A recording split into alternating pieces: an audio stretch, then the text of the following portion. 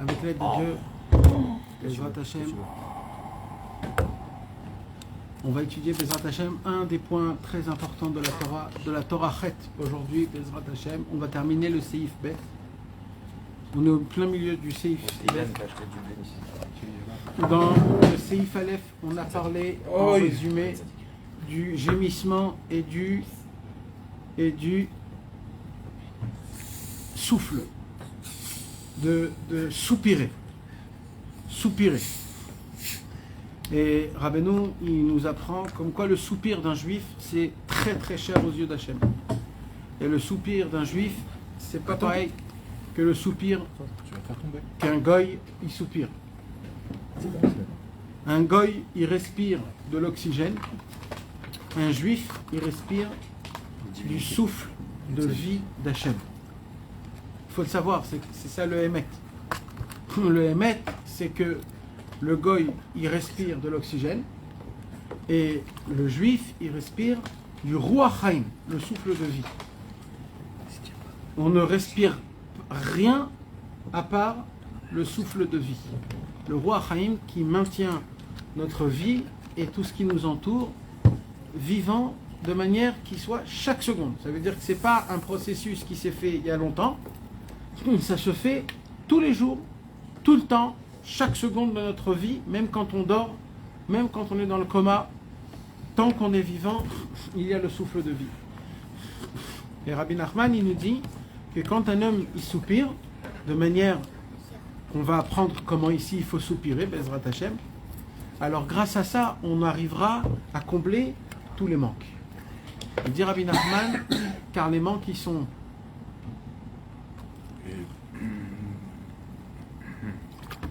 pourquoi il dit souffle de vie?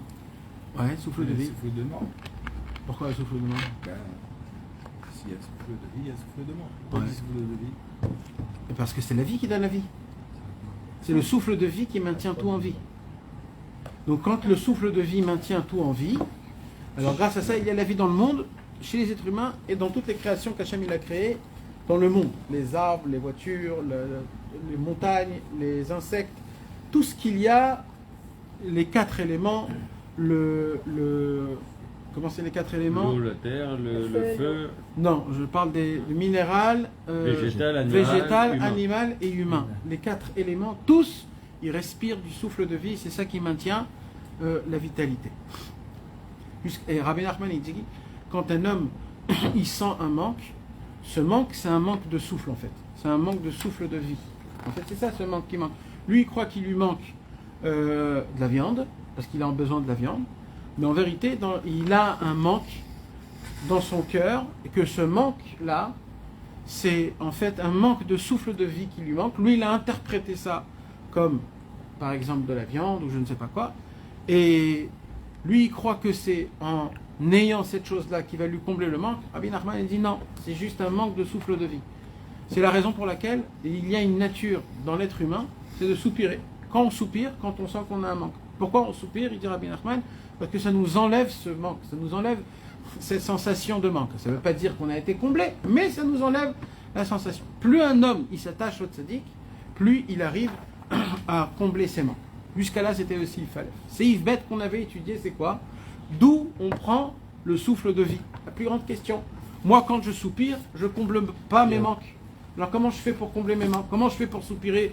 Comme Rabbeinu il dit qu'il faut soupirer. Que ce que Rabbeinu il a appelé Yakar Gnuche Venoa.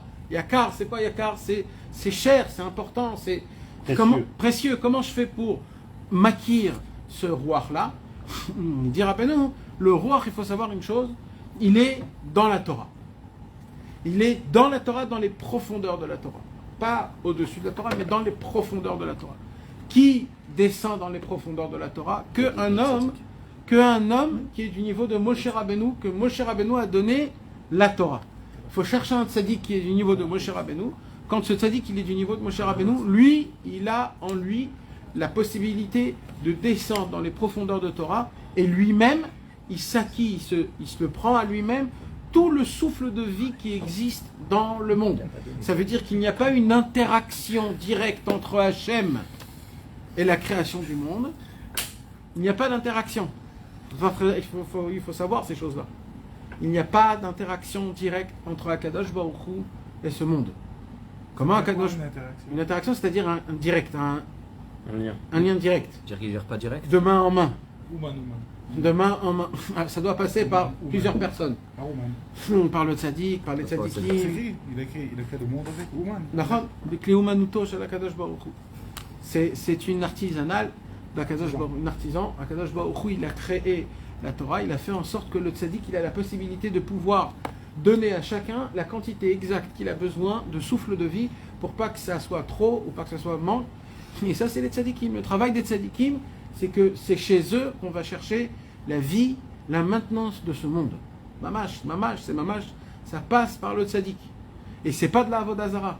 C'est pas de la Avodazara. On dit pas que tout c'est tzaddik. C'est le Emet, la Mythos, c'est la Torah, c'est comme ça. Hachem nous apprend que tout passe par le tzaddik. C'est écrit noir sur blanc des centaines de milliers de fois. C'est écrit, c'est comme ça. Donc chaque respiration qu'on respire, on l'a étudié dans l'Ikuta Alachot, le dernier, à Oseh, Shleach Likvot Rovo Gimel, là-bas où Rabbi Nathan, il écrit mes fourrages que chaque respiration qu'un homme respire, il faut savoir que c'est prêté, on lui prête. Cette respiration, on lui prête. Ce n'est pas à lui. Et pourquoi on lui prête? C'est qui lui prête? C'est pas Hachem. Hachem, il donne un grand paquet, il donne tout. C'est le tzaddik qui prend et qui coupe la part du gâteau, chacun en fonction de sa bouche. Quelqu'un qui a une bouche petite, tu lui donnes un petit gâteau. Celui qui a une bouche plus grande, un plus grand gâteau. Et ainsi de suite. Chacun en fonction de ses kélim, le tzaddik, il lui donne. Il faut savoir qu'à chaque respiration, je respire du roi Chaim qui appartient au tzaddik. Maintenant, plus je suis attaché au tzaddik, plus je reçois encore plus. Plus je suis loin, plus je dois le recevoir d'un autre par un autre. Si je suis loin du tzaddik, alors la personne qui est loin du tzaddik, il va le prendre de toi. Toi, tu es proche du tzaddik, toi, tu vas lui parler du tzaddik. Donc le roi Chaim va passer par toi. Alors toi, en lui parlant du tzaddik, lui, il va souffler, il va respirer, il va vivre. Et il y a des gens encore plus loin, ça va être la deuxième personne, et ainsi de suite, et ainsi de suite, et ainsi de suite, jusqu'à que ça... Plus tu es proche, c'est pour ça que je vous dis de vous en rapprocher, plus on est proche du gâteau, plus on arrive à prendre. Mais c'est comme ça que ça fonctionne. Il y a aussi que c'est un prix, ce souffle, qu'il faut le rendre quelque part au tzaddik. Alors attends, rien qu'au début, on n'a même pas encore... Jusqu'à maintenant, on a parlé... Là, Rabbeinu nous apprend où il est, le roi Chaim. On l'a pas. On sait qu'on l'a pas. Nous, au début, on croyait qu'à chaque fois que moi je soupire, alors je compte mes manques. Rabbeinu il dit non. Non. Le souffle, il est chez le tzaddik. Voilà. Parce que le tzaddik, il est dans la Torah. Et maintenant, on doit le prendre dans la Torah. Maintenant, écoutez bien, mes amis. Avant qu'on avance et qu'on parle... Là, on va faire un lien exceptionnel. Rabbi Avraham ben Rabbi Nachman, il a écrit dans le Biur HaLikutim toute une marechet, il a construit tout un immeuble en entier sur cette Torah. Et il vient être mochiach, il vient prouver que le gémissement, c'est-à-dire le soupir, il appelle ça une fila. C'est une fila. Le soupir, il dit ça, c'est un bitouille. Comment on dit un bitouille? C'est une expression de prière. Alors nous, on connaît tous le cri. Le cri aussi, c'est une prière. Voilà. Vaïtsaku, Bene Israël, El Adonai, Batsaratam. Quand à Kadosh Baruch Hu, les Bene Israël. Le Rambam, t'avais dit. Le Rambam. Et il y a. Mais voilà. C'est pas une prière. Ça, c'est une prière. Ça, c'est une prière qu'on n'arrive pas à habiller nos sensations, les mots. On a trop de sensations, nos sensations, ils sont trop pris comme ça. On n'arrive pas à bien articuler, parler. Alors on crie, on a mal. Aïe, aïe, ça fait mal. Tu cries, ça s'appelle un cri, c'est une prière. Les Bnei Israël, quand ils étaient en Égypte, ils ne pouvaient pas prier. Il y a écrit que Paro, ça vient des mots. Le verlan de Paro, c'est Oref, c'est quoi? C'est la nuque. À la nuque, il n'y a pas de bouche. Ce qu'il a fait Pharaon au Bnei Israël, c'est qu'il a rendu notre bouche comme de la nuque. On ne peut pas prier. Alors qu'est-ce qu'ils ont fait les Bnei Israël? Ils ont crié. Maintenant, entre le cri et entre la prière, il y a aussi quelque chose au milieu. C'est quoi? C'est le gémissement. C'est comme dans le chauffard, mes amis. Dans le chauffard, il y a une sonnerie découpée en deux, et une sonnerie découpée en plein petits morceaux. Les plein petits morceaux, c'est la bouche qui parle. Tu dis plein de mots. Le cri, c'est la sonnerie qui est longue. Mais le gémissement, c'est le cri qui est comme ça. Voilà. Comme ça, les gens criaient. C'est comme dans le chauffard. C'est un gémissement. Donc en fait, il dit Rabbi Avraham ben Rabbi Nachman il dit que le gémissement, la anacha, c'est-à-dire le soupir, c'est une tfila. Alors écoutez bien ce qu'il dit. D'après ce qu'il vient de dire ça, Rabbeinu, on va le voir aussi dans Rabbeinu. Donc en fait, qu'est-ce qu'on est en train de dire là, mes amis? On est en train de dire que où on trouve le Ruach Haïm dans la Torah. Quand il nous manque de Ruach Haïm, on doit le puiser de la tfila. Donc il y a un lien entre la Torah et la tfila. La Torah, elle maintient en elle le souffle de vie.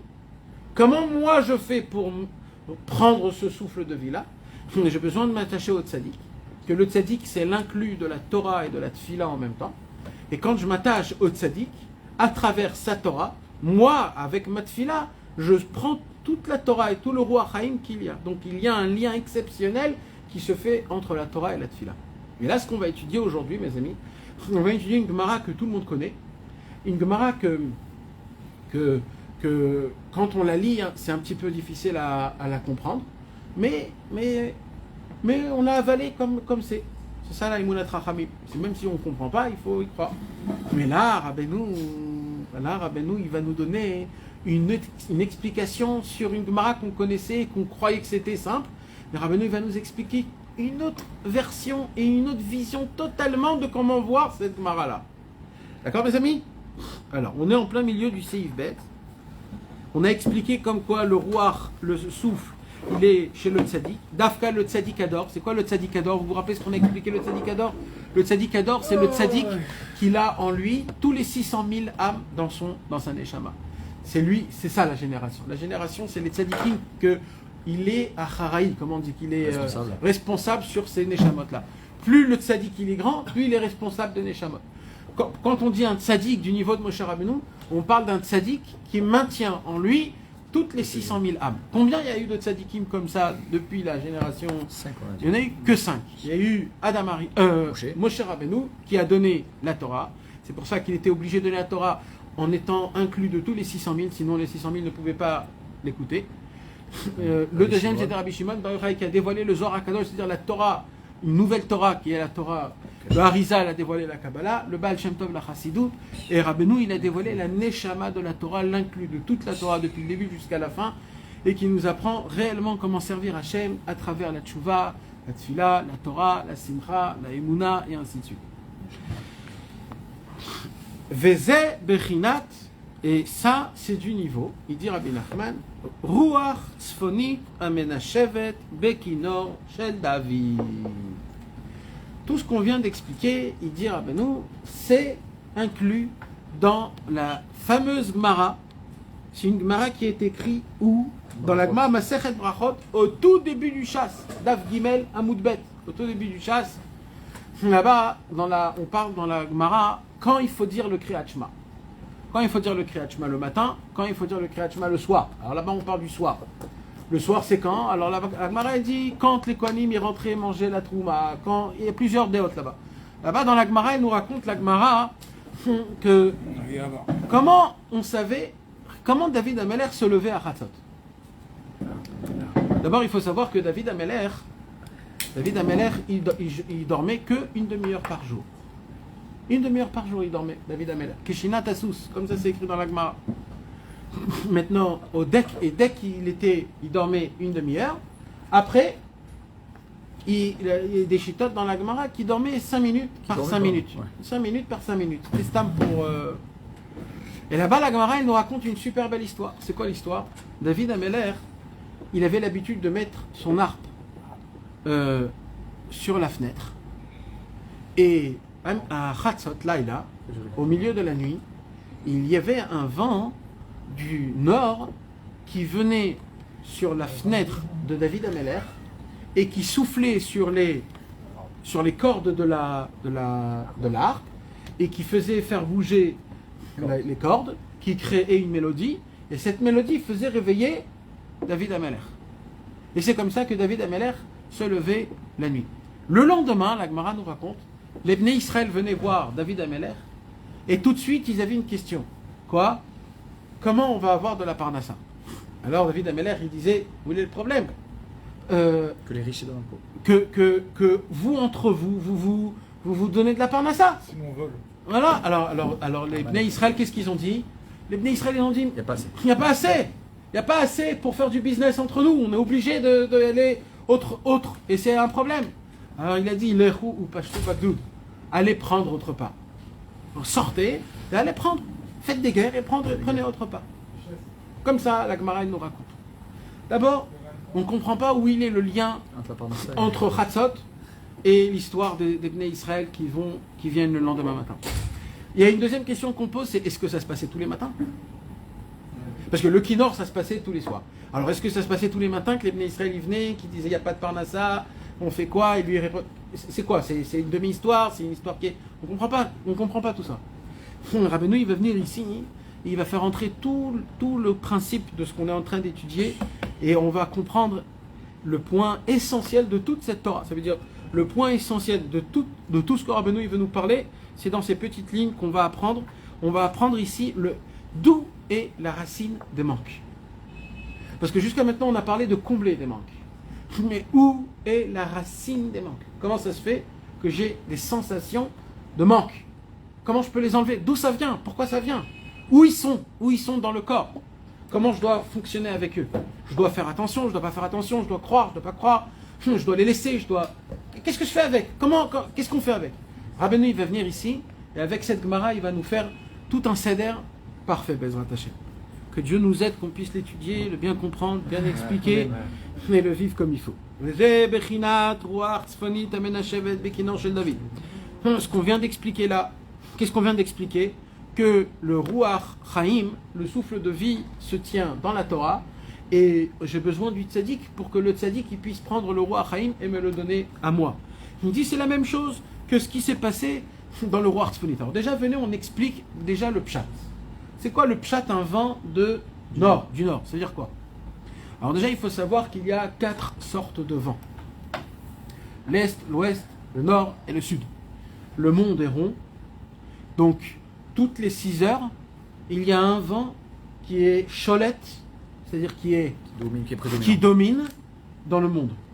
Le monde est rond, donc les vents y tournent. Les vents y tournent autour du monde. Maintenant, il y a d'où ça part et où ça va. Ça veut dire d'où ça commence et d'où ça va. Les premières 6 heures, c'est là où le soleil se lève. Le soleil se lève, mi-mizrach les marav. C'est quoi mizrach? Comment on dit mizrach? De l'est à l'ouest. Le premier vent, c'est de l'est à l'ouest. Pendant 6 heures, le vent, il est de l'est à l'ouest.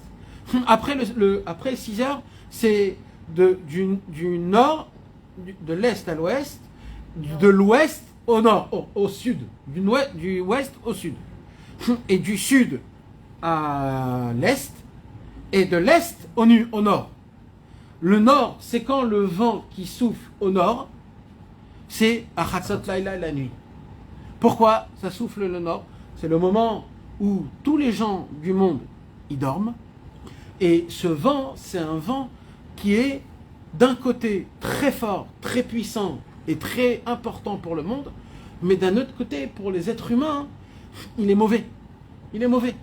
Il est meilleur pour les récoltes, il est meilleur pour maintenir tout ce qui est vent, je ne sais pas comment dire en français, mais toute la météorologie, elle maintient une sorte de cyclisme qui fait en sorte que le monde est comme il faut.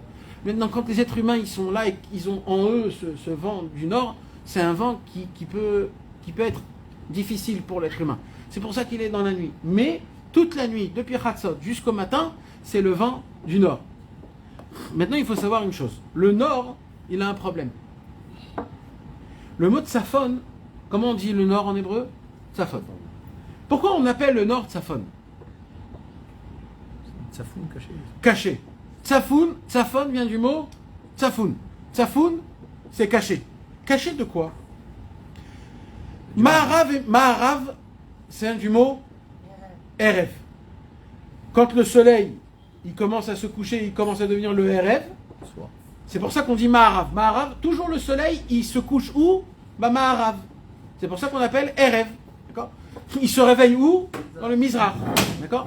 Maintenant, le Darom, c'est quelque chose qui est aspiré d'en bas. Darom. Mais le Tsafon, pourquoi on appelle le nord le Tsafon? Parce que c'est caché. Alors pourquoi caché? Qu'est-ce qui est caché? Alors, on va prendre deux, trois choses. Shalom Aleichem. On va prendre deux. On peut s'asseoir sur la table. Vous pouvez. On soit tous ensemble. C'est mieux. On est plus dans le. Pourquoi on appelle donc le tzafon? Très important.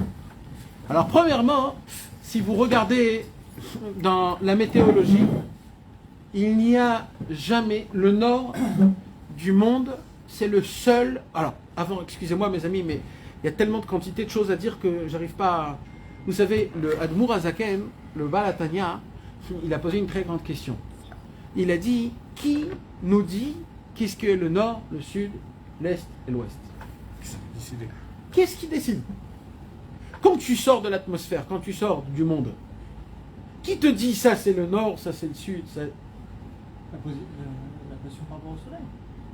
Alors ça c'est d'après les goïms qui croient que le soleil, il est là. Ça veut dire il est au centre et le monde il tourne autour.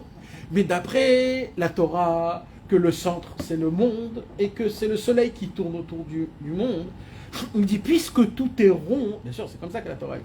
Je sais que c'est dur à recevoir, mais c'est le Emet la Mito. Maintenant, c'est pas, non, c'est plus que c'est Chotan, c'est Shlomo HaMelech. Ve'haaretz leolam omedet. C'est tout, c'est écrit dans le Tanakh. Si c'était, on pourrait. Maintenant c'est le Tanakh qui dit, mais laisse tomber ça.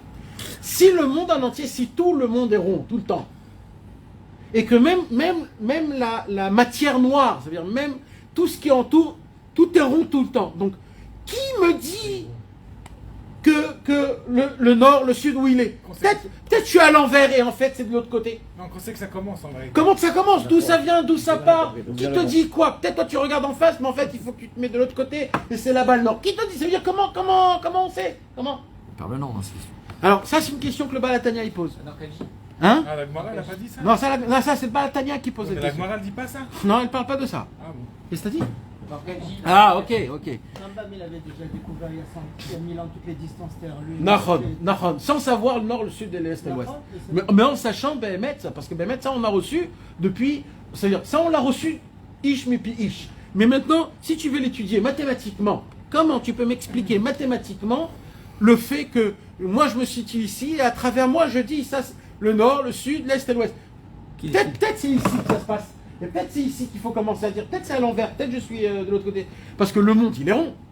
D'accord? Nous, on va dire, on est là où on est. Mais celui qui habite à Miami, qui est en bas, lui, il croit que le nord, c'est en bas. Moi, je suis en haut, je crois que le nord, c'est en haut. Donc on a deux nords, en fait. On a deux nords, on a deux... Donc on ne sait plus comment ça fonctionne. C'est quoi? Comment ça fonctionne? Comment ça se passe?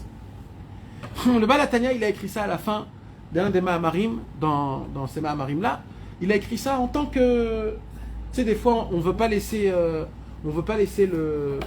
une page vide, alors on écrit quelque chose.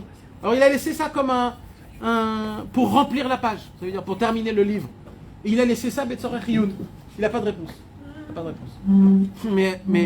Mais c'est à la fin du Tanya ça? Non, dans des Mahamarim. Dans des Mahamarim, c'est ce qu'il disait, pas dans le Tanya. Mais ce qui se passe, c'est que Béhémet, on a trouvé quelque chose, une explication de comment, oui, découvrir qu'est-ce que c'est le nord, le sud, comme tu as dit toi, mais pas dans le soleil, dans la terre. C'est la terre qui nous indique le nord, le sud, l'est et l'ouest, dans tout, comment on appelle dans Où que tu sois placé. Dans toute l'atmosphère, dans tout l'univers. Tout l'univers. Là où tu sois. Comment? Alors, on part de base que le monde est dans le centre et que le soleil tourne autour du monde. Mais qu'est-ce qu'il y a de la Terre, pardon. Et maintenant, qu'est-ce qu'elle a la Terre? Alors ça, c'est quelque chose de nouveau qu'on a découvert, mais que la Torah nous a appris il y a bien longtemps. C'est quoi? C'est que le nord du monde, c'est-à-dire la coque de la Terre, hein, la Terre, elle est faite comme un œuf. Elle est ovule, on dit? Comment on dit? Elle est ovale. Non, la Terre n'est pas ovale. Elle est ronde. Non, elle n'est pas ronde. Non, Elle est... Vous êtes entre les deux. Ouais. Elle est ronde. Elle est ronde. Elle est un peu écrasée sur les deux calottes. Alors, c'est ça qu'on va expliquer. Non, c'est pas vrai. Non, de base, la Terre, elle est comme un œuf. Elle n'est pas vraiment comme un œuf, mais elle est d'une manière qu'elle est pas ronde, parfaite. Voilà. Maintenant, ça, c'est de base. Maintenant, comment on sait ça?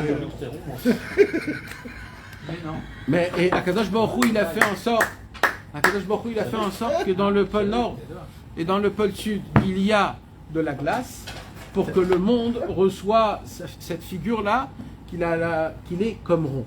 Mais en vérité, il se passe quelque chose de spécial. C'est quoi qu'il se passe quelque chose de spécial? C'est que dans le nord de la Terre, au pôle Nord, si tu enlèves toute la glace qu'il y a dans le pôle Nord et tu enlèves l'eau qu'il y a dans le pôle Nord, tu découvres quelque chose. L'enfer. Non. Non. Tu découvres que la Terre, la planète, elle a un creux. Elle est manquante. Aujourd'hui, c'est déjà falsifié avec des photos, parce qu'aujourd'hui, avec toutes les caméras, on peut découvrir ça. Mais ça, la Torah l'a dit déjà avant. Pourquoi on appelle... Non, pas falsifié. Non, pas falsifié. Prouvé. Vérifié et prouvé. Certifié. Certifié. Pardon. Ça veut dire quoi? Ça veut dire que... Pourquoi on appelle donc tsafon Tsafoun, c'est quoi tsafoun, on a dit? Caché. Pourquoi on dit tsafoun, caché? C'est parce que c'est le côté de ce monde-ci où le soleil ne brille pas. Dans le nord. Jamais il brille le soleil dans le nord. Et comme le soleil ne brille pas dans le nord, petit à petit, la coque du monde, elle se diminue. Donc en fait, le monde, il ressemble avec une petite, il est manquant. C'est pour ça qu'on appelle le nord Tsafon. Et c'est à travers le monde qu'on crée dans le cosmos ce qui est nord, sud, est et l'ouest. C'est à travers la planète Terre. Ouais, c'est sûr qu'il est penchant, Nahon. Il est penchant. Mais donc on apprend c'est quoi le mot Tsafoun. C'est quoi Tsafoun? Caché du soleil et caché des glaces qui cachent quoi? Qui cachent qu'en fait le monde est manquant. Il a une très grosse... Sur les deux pôles? Non, juste le nord. Le sud, il n'y a pas. Le sud, parce que le sud, c'est de la terre et de la glace. Par contre, en haut, dans le pôle nord, c'est que de la glace et de l'eau. Donc quand tu enlèves la glace et l'eau, là tu découvres que Béhémet, il y a un creux... C'est pour ça qu'on dit Tsafon. Tsafon vient du mot Tsafoun, il est caché. C'est le côté caché, qu'Hachem il a caché, que le monde il est manquant. Le monde il a un trou. Alors maintenant, pourquoi tout ça je vous parle de ça? Parce que Rabbeinu va commencer à faire toute une étude sur le Tsafon. Parce que qu'est-ce qu'on a dit? On a dit Kinor aya taloui veruach tzfonit menashevet bekinro shel David. Il avait un vent du nord qui venait jouer dans les cordes de l'harpe, et c'est ça qu'il faisait. Rabbeinu il dit, qu'est-ce qu'il y a de spécial dans le ruach tzafon? Qu'est-ce qu'il y a de spécial dans le vent qui vient du nord? Rabbeinu il dit, tu sais qu'est-ce qu'il y a dedans? De base, le ruach tzafon, comme on vient de dire, tzafon vient du mot caché, caché vient du mot aussi manquant. C'est un vent qui est manquant. Là, on parle de quoi? De tous les manques qu'on a dans notre cœur. Alors, Rabbeinu, il fait un contact, il fait une ashva'a entre ces deux choses-là. Regardez, on va étudier dedans, on va voir comment ça se passe.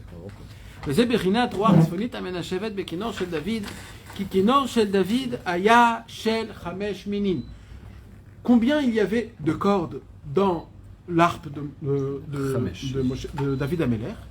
Il y avait 5 cordes. 5 cordes. Équivaut à quoi, mes amis, les 5 cordes? Keneged, Chamisha, Chumshe Torah. Voilà. C'est quoi la harpe de David Améler, mes amis? La harpe, c'est la tfila. C'est à travers ça, David Améler a créé la tfila. Pourquoi sa harpe avait 5 cordes? C'était équivaut à la Torah qui a 5 livres. Ça veut dire il y a la Torah, l'étude, le langage que Hachem nous parle à nous, et il y a la tfila, on répond à Hachem de sa conversation. La Torah, c'est Hachem qui nous parle, la tfila, c'est nous, on répond à Hachem.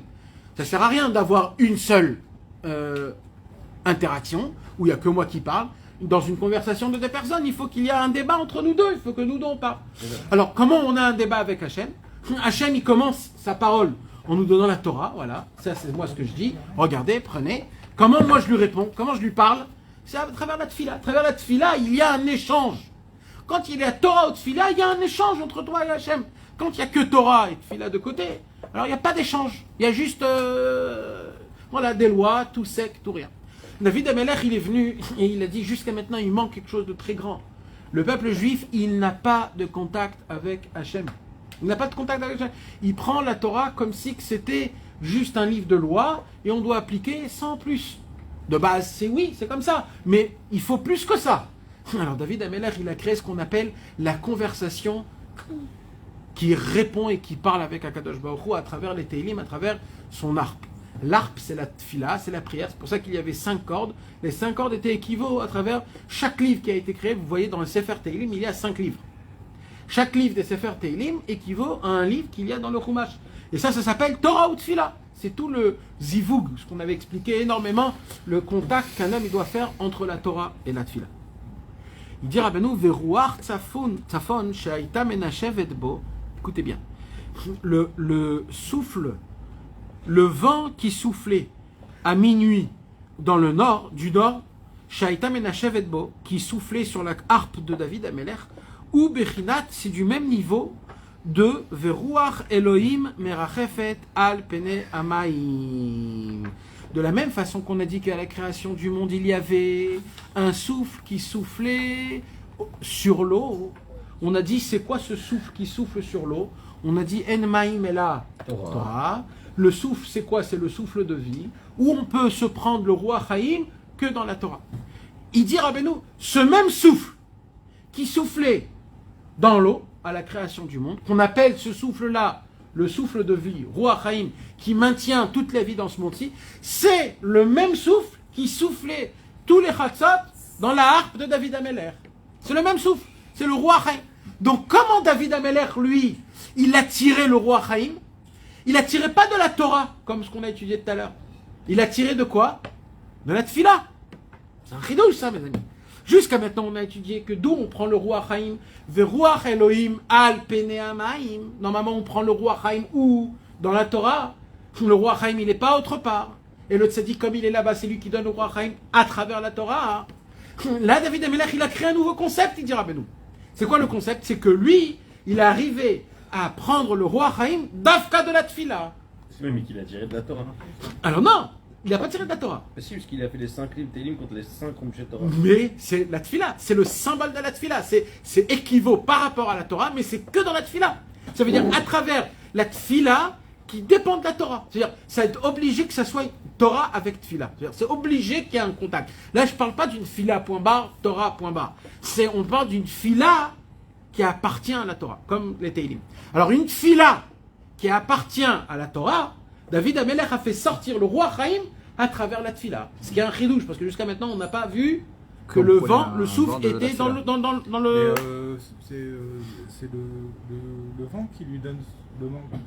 C'est le souffle qui manquait. Le souffle qui manquait. Et ben là, il lui donne à David Ameller ce qui lui manquait. Exactement. Il n'y a pas marqué le Inyan de la Tfila. Attends. Mais tu as dit que le roi séphonite, c'était un souffle qui est manquant quelque part. Le roi séphonite, oui. Mais alors comment il peut être équivaut au roi Elohim Refet Apene? Donc il est manquant aussi celui-là? Alors, le roi... Non, il n'est pas manquant. Okay. Le roi Elohim qui se tient dans la Torah, c'est pas un roi qui est manquant. C'est un roi qui est tzfoni, mais c'est pas un roi qui est manquant parce que c'est la racine. La Torah, c'est la racine, c'est la base. Maintenant, il y a ce qu'on appelle le roi des Teilim, de la Tfila. Ça, c'est le roi manquant à 100%. Oui, mais c'est... Parce que, 2 secondes. Parce que c'est quoi la Tfila? C'est quoi la Tfila? Je demande. Tefila Léani. Tefila Léani. Maintenant, c'est quoi la Tfila de David Ameller? C'est pas toujours des paroles. La Tfila de David Ameller, c'est aussi des soupirs et des gémissements et des cris. Qu'est-ce qu'il a écrit dans le Mizmor 107? Vaïtzaku el Adonai, ils ont crié. Après Vaïzaku, c'est ils ont hurlé. Donc il y a des cris, il y a des hurlements, il y a des gémissements, il y a des soupirs. Donc David Ameller, il n'était pas toujours avec des mots, c'était aussi avec des sensations. C'est tout ce qu'on est en train d'étudier dans la Torah. La Torah nous apprend l'importance et combien c'est cher et riche le soupir et le gémissement d'un juif qui est attaché à un tzaddik. Parce que quand un juif qui est attaché au tzaddik, il soupire, il attire son soupir à travers le tzaddik. Le tzaddik, il le prend de la Torah, qui est attaché à la tfila, qui est attaché au teilim, qui est attaché à la harpe de David Ameller, qui était fait de 5 cordes, que les 5 cordes équivaut aux 5 livres des teilim.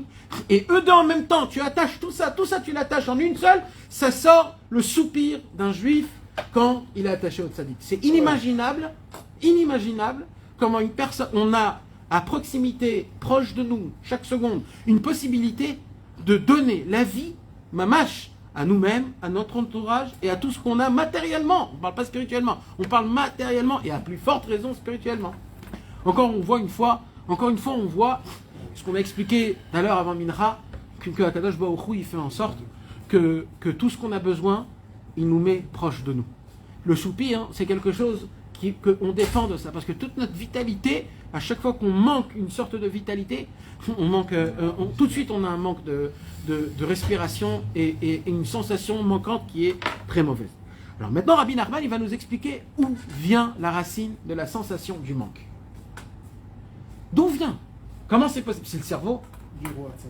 C'est quoi? Non, dans le corps humain. Dans le corps humain, j'ai un manque. D'où il vient ce manque? J'ai un manque, j'ai envie de quelque chose. C'est un Yetzer Hara. Des fois on dit c'est le Yetzer Hara. Peut-être oui, peut-être non. Si c'est une tava, oui. Si c'est une tava, des fois c'est psychologique. Même si c'est une tava, des fois c'est psychologique. Des fois nos tavot c'est que psychologique. Tu vois une publicité 15 fois, elle rentre dans ta tête, c'est fini. C'est pas le Yetzer Hara, c'est psychologique tout simplement. Des fois il dit Rabbeinu, c'est même pas le Yetzer Hara. Des fois tu as des envies de corps. Il dit Rabbeinu, c'est même pas le Yetzer Hara, c'est le sang. Le corps humain, il a des envies. C'est pas le Yetzer Hara, c'est des envies, c'est humain. J'ai des envies de pulsion, de faim, d'adrénaline. C'est pas le Yetzer Hara, c'est le sang. Rabbeinu, il dit, vous êtes des gens que même le Yetzer Hara, vous n'avez même pas. Vous, c'est juste le sang qui pue, vous, c'est juste le sang qui est mauvais. Vous, si vous aurez le Yetzer Hara, vous serez complètement écrasé par terre. Il dit, vous, c'est rien, c'est le Damim Achurim, il a dit, c'est les sangs qui sont pas... que vous n'avez pas encore servi Hachem avec ce sang-là. C'est que ça, vos problèmes. C'est même pas un Yetzer Hara. Donc, c'est où est la racine du manque? Le manque. Comment on ressent cette sensation du manque-là? Et là, Rabbeinu, il vient, il nous apprend le Yesod Achigadol. Et voilà. Ce que je vous ai dit, BLP, maintenant, on va le voir dedans. Maintenant, c'est très important, mais c'est parce que là, Rabbeinu, il va nous donner, mamash, des annotations très importantes, codées à travers toute la Torah qu'on va découvrir. Kitzafon, Chaser. Regardez le chidouche de Rabbeinu. Là où c'est écrit Tzafon dans la Torah, mes amis, c'est tout le temps Chaser sans le Vav. Tout le temps Tzafon. Chaque fois que c'est écrit Tzafon dans la Torah, c'est manquant avec un Vav. Il n'y a pas le Vav. Comment on écrit Tzafon? Tzadik, P, Vav et Nun. Alors vous savez, des fois il y a Chaser et des fois il y a Yater. C'est quoi Chaser et Yater? Il y a des fois des mots que tu peux écrire avec des lettres et il y a des mots où on enlève les lettres. Par exemple, Tzafon, tu peux lire Tzafon sans mettre le Cholam. Tu peux lire Tzafon sans mettre le Cholam, sans mettre le Vav. Mais ça s'appelle Chaser, parce que Malé, c'est quand tu mets le Vav. Alors Rabbeinu, il dit, c'est marrant, parce qu'à chaque fois qu'il y a écrit Tzafon, il manque le Vav. Pourquoi il manque? Il dit, parce que la racine des manques, ils viennent du Tzafon. C'est pour ça que le mot lui-même, il est manquant. Et c'est pour ça que le Tzafon, dans la Terre, la planète Terre, le Tzafon, il est aussi manquant. Rabbeinu, il nous dit, c'est pas Stam. Tout ce qui est dans le Nord, c'est toujours un point où il manque. C'est un point manquant. Maintenant, même le vent qui souffle à Chatzot, c'est un vent qui est manquant, qui est mauvais pour l'être humain. Il est bon pour la récolte, il est bon pour le monde, mais il est mauvais pour l'être humain. C'est ce qu'il est manquant, il lui manque quelque chose. Je sais pas, je connais pas les trucs, mais il est manquant. Donc Rabbeinu, il dit, donc le mot Tzafon, c'est un mot c'est le symbole des manques. Ok. Il dit Rabbeinu, Ve'achisaron, ou balev. C'est où qu'on ressent le chisaron? C'est pas dans la tête, c'est pas dans les pieds, c'est pas dans la parnassa. Le chisaron behemet, c'est où qu'on le manque? C'est dans le cœur. C'est-à-dire, c'est le cœur qui détecte, qui envoie au cerveau, il y a un manque. Maintenant, le cerveau, il est obligé de recevoir ça. Mais Rabbeinu, il dit, mais pourquoi le cœur a cette sensation? Hein? Parce que le cœur, c'est le sang. Oui. Mais si je peux me l'éviter. Si je peux l'éviter. Pourquoi avoir... Moi, il pose la question à Rabbeinu, pourquoi ça arrive, Bichlal? Pourquoi il y a des façons où le cœur, il explique certaines choses comme un manque. Pourquoi? Peut-être on peut l'expliquer d'une autre façon. Rabbeinu, il dit, en vérité, il se cache quelque chose que nous, on détecte mauvais la sensation et on explique la sensation comme un manque. Maintenant, mes amis, ce que je suis en train de vous parler, peut-être c'est un petit peu philosophique, mais vous savez que toute notre vie Et on peut, toute une vie, on peut chercher, travailler après quelque chose, parce qu'il nous manque quelque chose. Et Rabbeinu, il vient, il te dit, tu sais que c'est des bêtises. C'est rien du tout. C'est pas ça la vie. Ça veut dire, toute une vie, tu peux chercher à travers quelque chose, et on te dit, frérot, c'est pas ça, c'est pas là, c'est pas là. Rabbeinu, il dit donc, c'est pas stam. C'est Kemosh et Katouf, d'où on apprend que le manque, il vient du cœur. Rabbeinu, il rapporte un Teilim. Le Teilim, il dit, Veiten lecha mishalot libecha. C'est quoi Veiten lecha mishalot libecha? Akadosh Baruch Hu va te donner, il va te combler les besoins de ton cœur. Pourquoi pas les besoins de ton corps? Les besoins de ta famille, de toi. Pourquoi de ton cœur? Parce que David Amelech, il te dit, sache, c'est que ton cœur qui veut ça. T'as réellement pas besoin. T'as pas besoin de ce que tu crois que tu as besoin. C'est juste ton cœur. Ton cœur. Du surplus ou quoi? Hein? Tu parles alors quoi du surplus? C'est pas du surplus. Non, je parle de la surplus. Je parle que de la sensation, mon cher. Ok. La sensation. Un homme, il a besoin de l'argent. Ok, tu as besoin de l'argent. Alors. Ça, c'est concret, c'est pas un sentiment. Alors, c'est deux choses. C'est et concret et sentiment.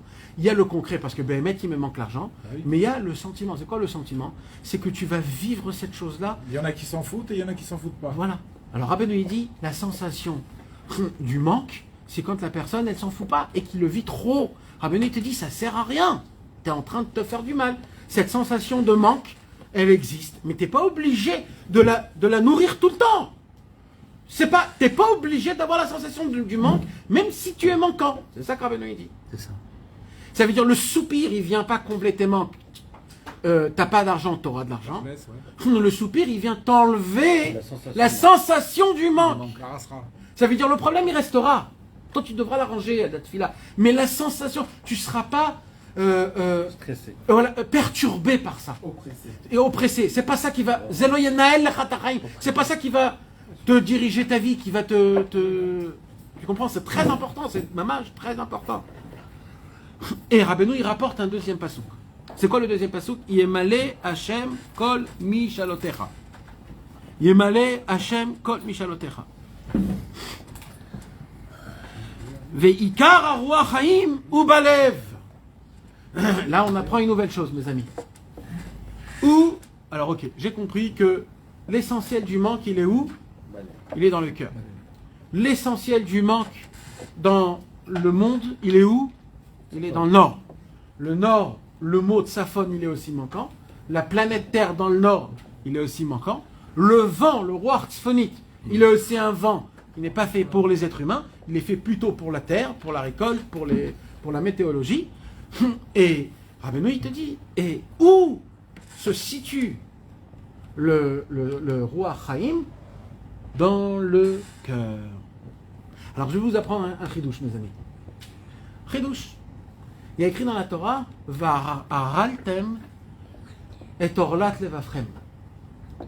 Vous devrez circoncire le prépuce de votre cœur. Le prépuce du cœur? Mais qu'est-ce que tu es en train de me dire là? Il n'y a pas de prépuce dans le cœur. C'est qu'en bas qu'il y a le prépuce. Rabbeinu, il dit non. Non, pardon, la Torah. Va'araltem, il faudrait enlever le prépuce qu'il y a dans le cœur. Et la Torah, la Gemara, elle vient, elle est mechadeshet dessus. Dans le cœur, il y a quatre pièces. 4 pièces. Chadarim, 4 pièces. 3 fermées et 1 ouvert. D'accord? Là où rentre le bon sang et le mauvais sang. Un avec l'oxygène, un sans l'oxygène. D'accord? Tout le travail du cœur, c'est quoi? Écoutez bien, mes amis. Le travail du cœur, c'est de prendre le sang qui lui manque de l'oxygène et de le faire passer par les poumons, par le cerveau, pour que le sang, on fait rentrer de l'oxygène dans le sang. Et quand on fait rentrer de l'oxygène dans le sang, quand le sang va monter dans le cerveau va avoir de l'oxygène. L'oxygène, mes amis, c'est ce que les goïms disent. Mais nous, comment on appelle ça? Le roi Chaim. Le roi Chaim, il est dans le cœur. Le travail du cœur, c'est quoi? C'est d'emmener le roi Chaim où? Dans le cerveau. C'est parce qu'on a dit que tous les manques, ils sont où? Dans le cœur. Quand il y a un manque dans le cœur, il dit tout de suite au cerveau, il manque l'argent. Comment il enlève ce manque?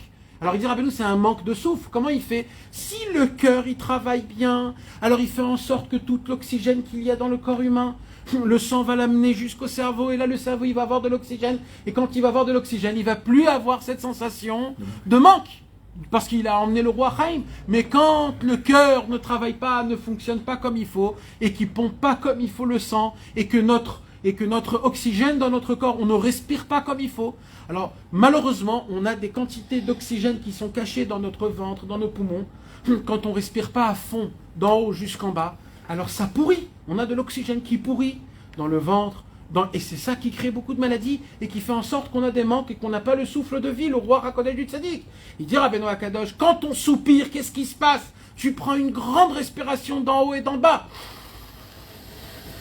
Qu'est-ce qui se passe quand tu respires et que tu fais rentrer, pas dans tes poumons, mais dans ton ventre?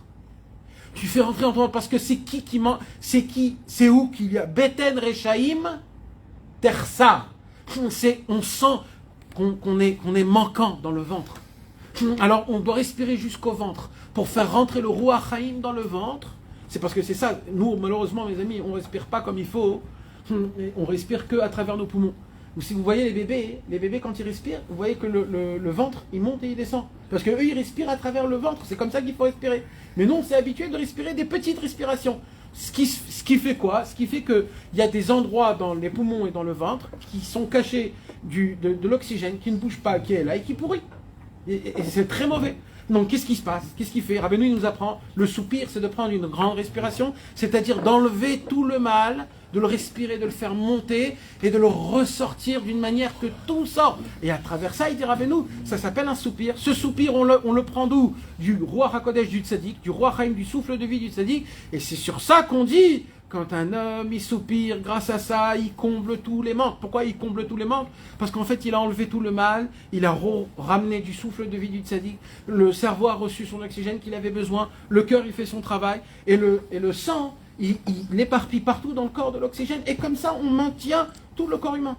Maintenant, ce qui se passe avec le corps humain, ça se passe dans le monde, ce qui se passe dans le monde se passe aussi dans les extraterrestres, dans les planètes. Là-bas. Extraterrestres.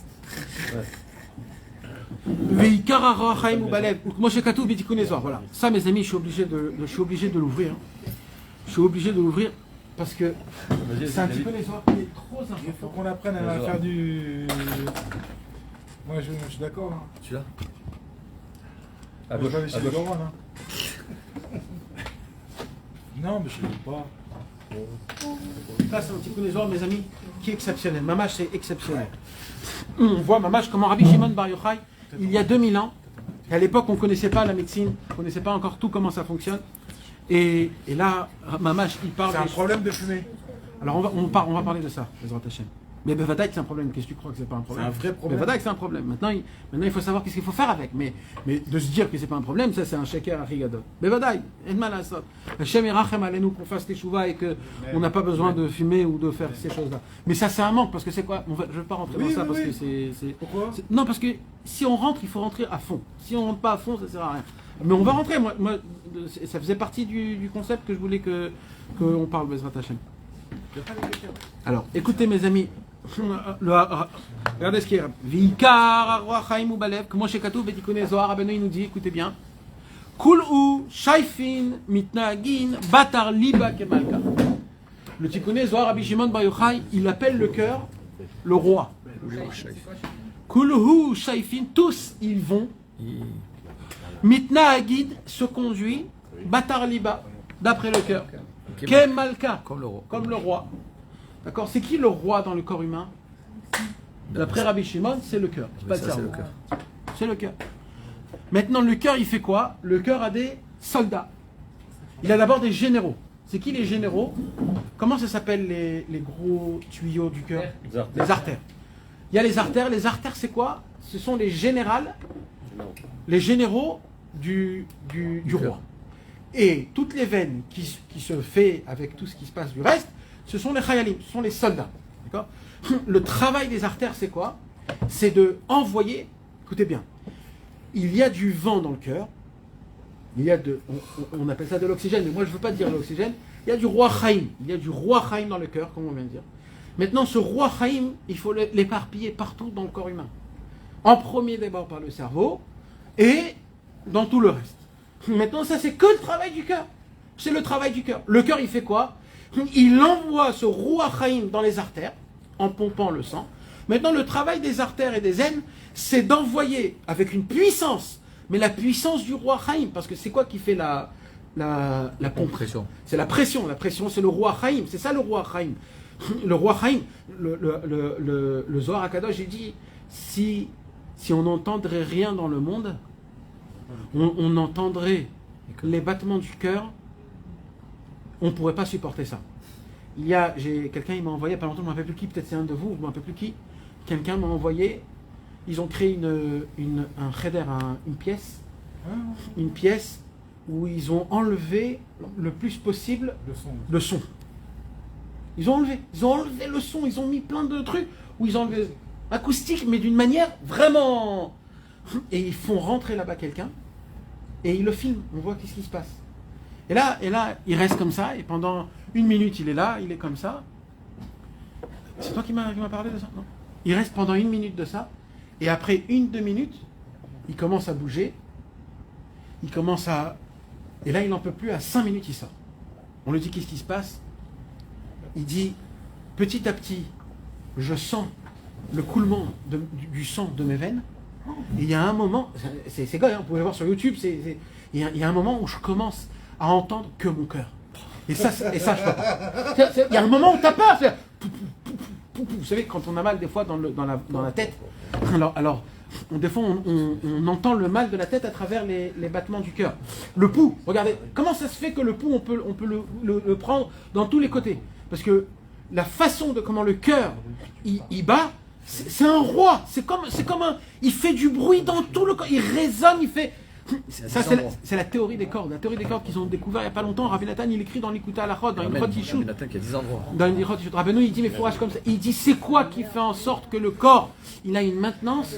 C'est que le corps envoie du souffle, de l'oxygène, en battant dans tout le corps humain et qui fait de la résonance dans tout le corps. C'est pour ça que les artères C'est comme ça qu'on prend le pouls. C'est pour ça qu'on prend le pouls. Et on prend le pouls dans la nuque, en bas, dans tous les endroits qui sont hyper loin. C'est ça, les artères. Et les artères, c'est ça. Et c'est ça qu'il dit Rabbeinu. Il dit Rabbeinu, Kul Ushaifin Mitnagin. Ça veut dire quoi? Ça veut dire que c'est un chidouche énorme, mes amis. Le Ruach Haïm, il se trouve dans le cœur. Excusez-moi, je suis obligé un petit peu d'arrêter, donc entre parenthèses. Le Inyan de Rabbeinu, c'est quoi le Inyan de Rabbeinu? C'est quoi le Inyan de Rabbeinu? Il y a des tzadikim qui sont venus, ils ont parlé du cerveau. Il y a des tzadikim qui ont parlé des oreilles. Il y a des tzadikim qui ont parlé du nez. Mais mec, il y a des Torot Shlemot qui parlent du nez. Il y a des tzadikim. On raconte que Rabbi Menachem Mendel Mirimanov, tout son Inyan c'était le nez. Il racontait des chidushim. Chacun il a des chidushim. Le Balatanya, le Chorma Binadat, le Noam Elimelech, le José de Lublin, c'était les yeux. Il voyait, c'était des choses. Mais Rabbeinu, il s'est centré et il s'est focalisé sur un point. C'est quoi le point? Bassar, sur le cœur.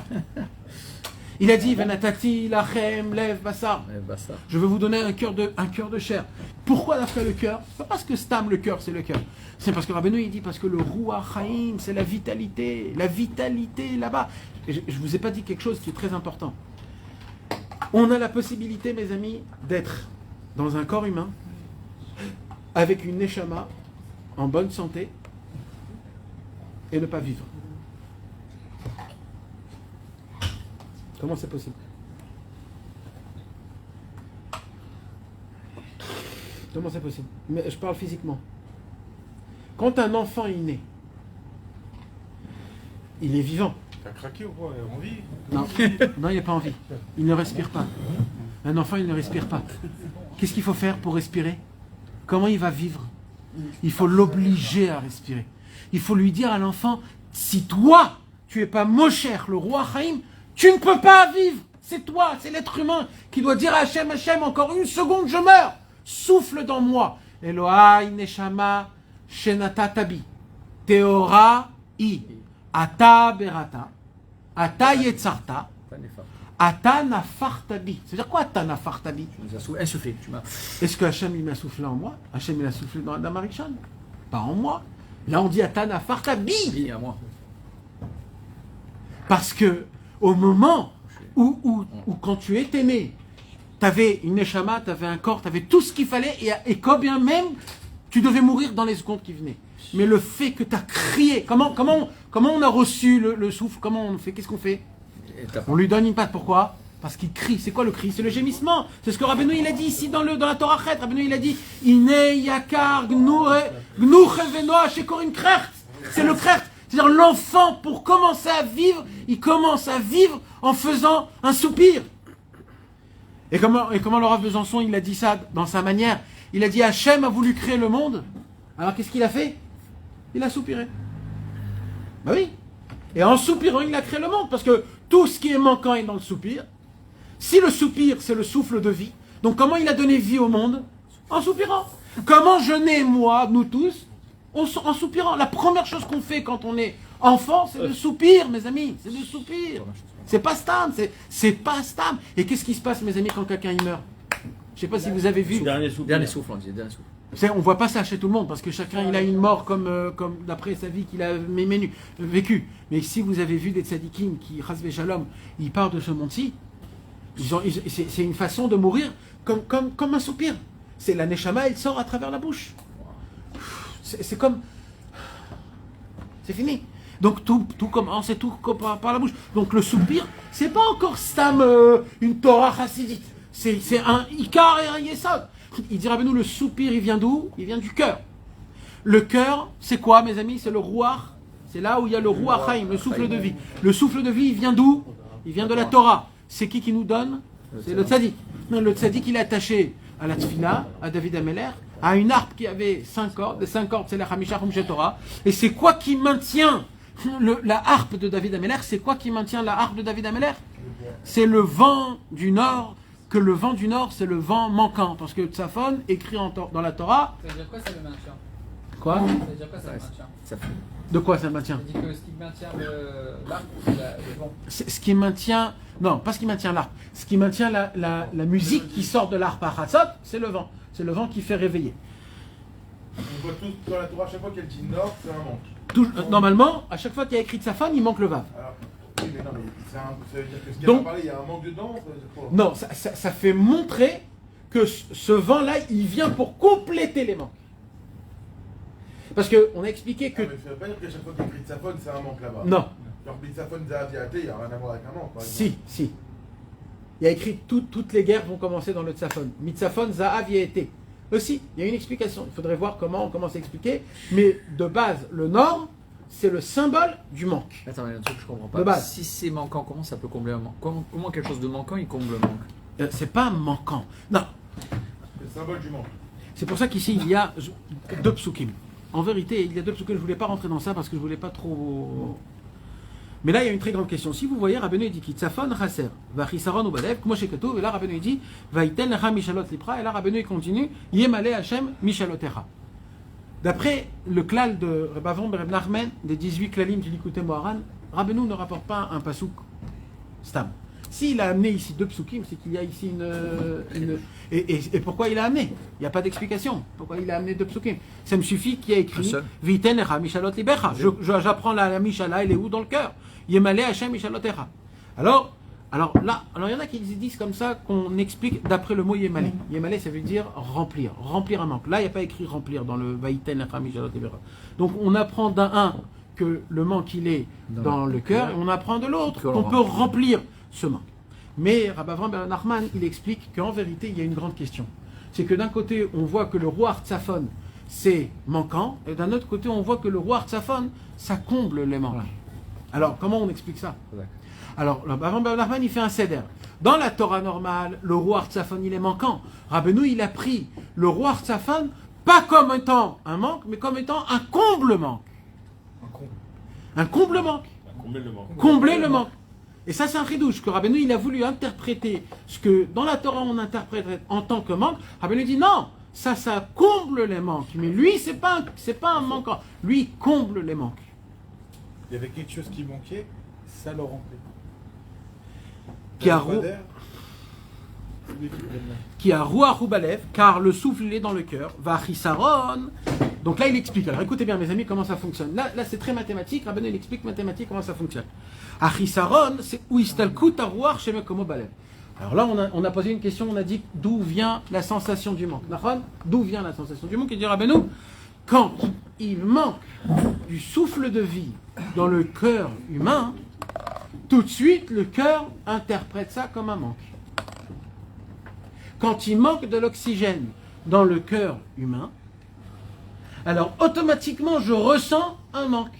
Maintenant, moi, j'interprète ce manque à travers du manger, un plat, de l'argent, un travail, des habits, des kiffs. Je me dis, si je comble mes manques, alors ma vie, elle sera meilleure. Ce que je ne comprends pas, il dit Rabbi Nachman, c'est que c'est pas du tout ça. C'est quoi? C'est juste une quantité de souffle de vie qui manque dans ton cœur, et le cœur, tout de suite, il dit, « Oi, j'ai besoin de... Il me manque ce roi Chaim, là, j'ai besoin du roi Chaim. » Maintenant, moi, tout de suite, mon cerveau, lui, il ne sait pas ce que c'est le roi Chaim. Donc le cerveau, il est obligé de comprendre. Donc le cerveau, il commence à analyser ta vie, il te dit, qu'est-ce qui te manque dans ta vie? Et là, tu as une reshima énorme, et là, tu dis, ah, j'ai compris. Alors c'est pour ça que je fais le soupir. Rabbeinu, il dit non. On dirait que c'est une illusion. Ben voilà, mon frère. Et la preuve, c'est le conseil que Rabbeinu il donne contre. C'est la contre-attaque de Rabbeinu. C'est quoi la contre-attaque de Rabbeinu? Rabbeinu il dit la preuve, c'est que quand tu respires comme il faut. Regarde, aujourd'hui, je vais te dire quelque chose. Entre parenthèses, excusez-moi. Aujourd'hui, actuellement, en 2022, à l'époque encore, tu pourrais dire que les conseils de Rabbeinu, il fallait de la Emouna. Moi, aujourd'hui, en 2022, la majorité des conseils de Rabbeinu, malheureusement, les goïms, ils ont découvert que ça fonctionne. Donc aujourd'hui, ça, tu peux le retrouver aujourd'hui dans des autres. Aujourd'hui, on t'apprend qu'en respirant, tu enlèves tous tes manques et tu es plus... t'es bien-être, tu es serein, tu t'affoles pas dans tous les côtés. Aujourd'hui, on t'apprend comment il faut faire. Rabbeinu, il te dit, moi je vais t'apprendre la racine. Et c'est écrit, on sait pourquoi. Dans le ciel, Rabbeinu, il dit, quand dans le ciel, on voit qu'on n'étudie pas mes torotes et qu'on n'applique pas mes conseils, alors il y a un kitrou gadol dans le Bachamaï, il y a un kitrou dans le ciel qui dit comment on étudie, on n'utilise pas les conseils du tzaddik. Alors dans le ciel, on est obligé de prendre les conseils du tzaddik à émettre et de les éparpiller dans le monde jusqu'à que c'est les goïms qu'eux-mêmes, ils arrivent à découvrir. Oui, il faut être très positif avec les enfants, il faut les juger du bon côté, il faut regarder tous les biens. D'un coup, ils te commencent à te parler de Hazamra, où ils te disent il faut parler avec soi-même, et il faut se dire des bonnes paroles. Mais d'où ça vient tout ça? C'est une honte pour nous, que nous on n'applique pas les conseils de Rabbeinu. On doit apprendre des conseils de Rabbeinu sur YouTube, sur des coachs. Boucha pas, quelle honte qu'on doit prendre les conseils de Rabbeinu dans des endroits qui sont lointains. Maintenant, la racine, elle est ici, mamage, la racine. Mais le problème, c'est qu'on n'applique pas Be'emouna Shlema. Rabbeinu, il te dit, mais fourrage. Les coachs, ils nous aident à pouvoir l'appliquer. Oui. Et ça, mes amis, on peut le retrouver. Donc ça veut dire, Tarles, aujourd'hui, ça fonctionne, frérot. Si tu sais respirer comme il faut, même chez les goïms, comment ils t'expliquent, tu enlèves tes manques. Rabbeinu, il te dit, t'es pas obligé de faire des respirations comme ça, et 10 fois comme ça, et 15 fois comme ça, et 30 fois comme ça, laisse tomber. Rabbeinu, il te dit, il y a une façon très simple. D'abord s'attacher au tzadikim, d'avoir le lien avec la Torah et la Tfila. Et c'est simple et pas simple, mais c'est simple aussi. C'est simple dans sa simplicité, c'est compliqué dans sa simplicité, mais c'est simple quand même. Parce que... Si. T'as enregistré ça. C'est là à Besançon, c'est local, il y a pas il y a un livre entier. Mon frère, on a été là-bas, il nous a fait un truc entier sur comment voir Dieu, truc, sentir. D'accord. Ça, c'est pas obligé. Concentration. Ça, c'est celui qui veut rajouter. Ça, c'est obligé. Non, mais je pense le Ligoté Moran, c'est obligé. Rabbeinu, il te dit... l'obligé. Non, mais ça veut dire... Parce qu'il y a des gens qui... La première chose que j'ai pensé à moi dans mon cerveau, je t'ai dit, ok, combien de temps par jour? De quoi? De respiration? Voilà, l'idée. Première chose dans mon cerveau, ok, demain matin, combien de temps par jour? Parce que selon qui je suis, il me faut 10 minutes, 15 minutes, 20 minutes, une demi-heure. On est tous compliqués dans la simplicité, on n'est pas simple, on est compliqué, complet. On est complètement taré, tu comprends? On est complètement absorbé par le taré, tu comprends? Par la perfection, alors qu'on est complètement avec des prières à 3 points, mais on veut être parfait, c'est ça que je veux te dire? On est mélangé entre Racham et le Tam, d'accord? Alors c'est pour ça que je dis que quand il y a un coach, alors lui il te permet de pouvoir appliquer la chose. Après d'une telle ou telle manière, t'as compris ce que je veux te dire? Et la racine de ce que toi t'as dit, c'est le Hémet.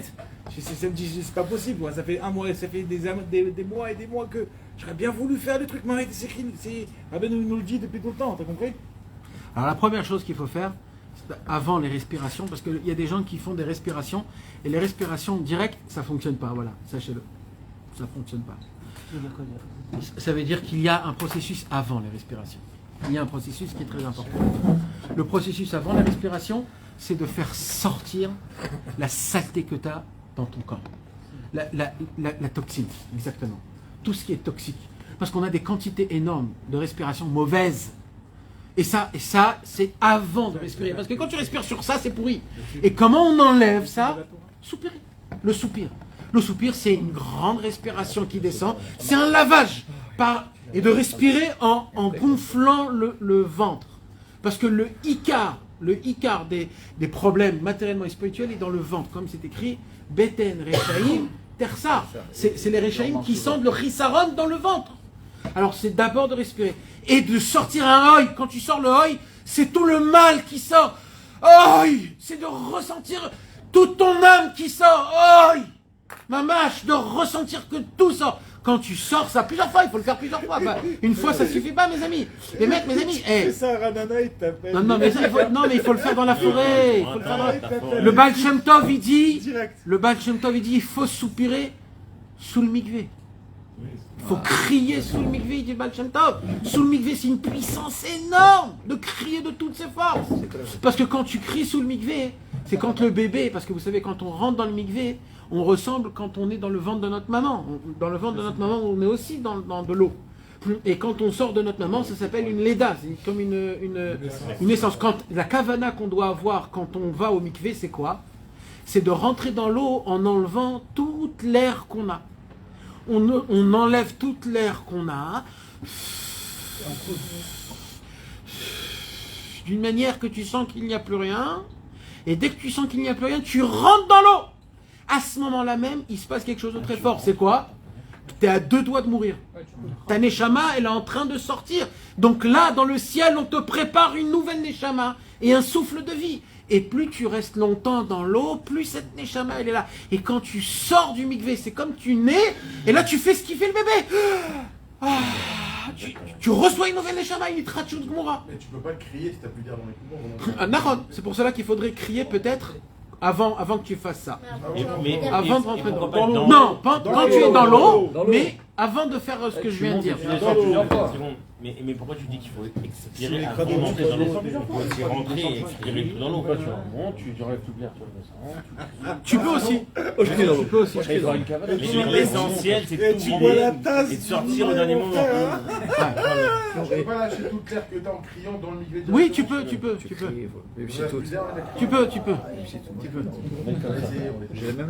Non, mais ça, mes amis, je vais vous dire ce qui se passe.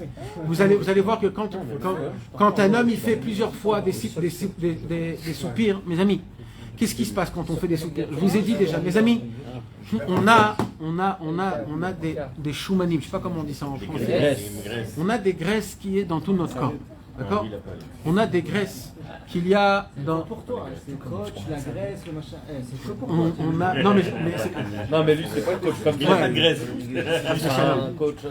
Je parle pas d'un coach. Mes amis, on a des graisses. Maintenant, ces graisses-là, c'est quoi leur problème? Leur problème, pourquoi on est gros? Pourquoi on grossit? Alors, tout le monde aujourd'hui, il veut maigrir. D'accord? Pourquoi on veut... Parce que Behemet, Alpi à Emet, on ne doit pas être gros. Pourquoi on ne doit pas être gros? Alpi à Emet, toutes les graisses doivent monter au cerveau et brûler dans le cerveau. Maintenant, c'est quoi qui fait ça? Normalement, c'est le mouvement. Donc le sport. Le sport fait en sorte de bouger, d'aller, de faire, et qui fait en sorte, ou alors d'éliminer la graisse en bas, qui est mauvais, parce que d'après la Torah, il faut que la graisse, elle brûle dans le cerveau, parce que le cerveau a besoin de la graisse. C'est avec la graisse que le cerveau, il allume comme une neshama, parce que c'est comme une bougie elle est allumée. Alors il dit, Rabbeinu, comment on fait donc pour maigrir d'après la Torah? Mais ça, c'est pas vite, parce que ça, c'est pas que... Aujourd'hui, on aime tout, en 2 semaines, 3 semaines. Mais dans la Torah, on veut... Ça prend du temps. Il dit, Rabbeinu, comment? Dans la Torah, Chet Chelek Bet, c'est la dernière Torah que Rabbeinu a dévoilée du Likutei Moharan. Il dit, Rabbeinu, quand un homme, il sait respirer lentement, et qu'il respire profondément, expirer, petit à petit, il fait remonter les graisses. Et les graisses, ils arrivent jusqu'au cerveau. Et c'est à ce moment-là même qu'on a un cerveau qui est bien dans le Médamé. Et le Médamé nous donne de la Emouna. La Emouna nous donne de la Simcha. Et la Simcha nous donne la réparation de toutes les fautes. Bon, vas-y, mais c'est qui peut nous apprendre ça? Alors d'abord, j'ai dit pour l'instant, on est au début. Mais moi, je vais apprendre ça tout de suite. Non, mais d'abord, Mais quoi rapport la première porte, c'est le soupir. Les soupirs. On commence par C'est les pour soupirs. cela que le premier travail à faire, mes Non, amis, mais la respiration. c'est de s'habituer à c'est la soupirer. Il faut s'habituer à chaque fois qu'il y a un manque spirituel de soupirer. Quand tu t'es pas levé ce matin, Khatsat, tu fais un bon oi, un vrai. Il faut s'habituer. Vous allez voir que ça va nous rendre paisibles. Je sais pas comment dire. Si on consomme plus de graisse, On va se faire démasquer maintenant. C'est pas qu'on consomme, c'est que le corps ne sait pas quoi faire avec la graisse, alors il le met de côté et il le garde. Mais ça c'est un problème. Le corps, il ne doit pas faire ce travail-là. Maintenant, nous, ce qu'on doit faire, c'est déjà d'arrêter de manger des bêtises. Mais à part ça, il faut beaucoup respirer, parce que la respiration fait partie de la neshama, et que la neshama, elle est dans le cerveau. Et que le cerveau, il doit être là comme il faut. Donc nous, on croit que le régime, c'est juste... mais Rabbeinu, il nous parle même du corps humain, comment il est important, même du régime, même de toutes ces choses-là. Ce qu'il dit Rabbeinu, c'est qu'en respirant bien, on peut réussir à maigrir. Exactement, d'avoir un cerveau beaucoup plus fort. Combler tous les manques. Alken, il dit Rabbeinu, donc d'où vient tous les manques, mes amis? C'est d'où vient la sensation du manque? Il dit Rabbeinu, mes amis, du cœur. Pourquoi du cœur? Parce qu'il manque de Roi Chaim dans le cœur. Le cœur, il pompe, et il manque de force dans le cœur. Donc le cœur, il dit partout. C'est pour ça qu'on le sent dans tout le corps. Chazvé Shalom, quand il y a des drogués, d'accord? C'est quoi, mes amis? Je suis obligé de mettre cette notion parce que c'est une notion qui est vraiment très forte, qui touche, mais je rentre pas plus que ça. Chazvé Shalom, les gens qui prennent de la drogue. La drogue, je parle de la drogue très difficile. La drogue très dure. Alors, non, je parle d'Afka, des drogues qui sont très dures. Qu'est-ce qui se passe? Pas la nicotine. Non, je parle des chimicalines, des chimiques, des drogues chimiques. D'accord? Qu'est-ce qui se passe quand un homme il veut arrêter la drogue chimique? Il va dans un endroit et il commence toute une cure. Qu'est-ce qui se passe pendant la cure? Il va tomber malade. Qu'est-ce qui va se passer? Pourquoi il tombe malade? Ça, c'est le bitouille, l'expression la plus forte de qu'est-ce que c'est un manque. Le manque, il est que dans le cœur. Maintenant, c'est tout le corps humain qui va trembler, qui va suer, qui va crier, qui va se battre. Comment? Pourquoi autant ça te fait un effet autant? C'est que parce que, qu'est-ce qui se passe?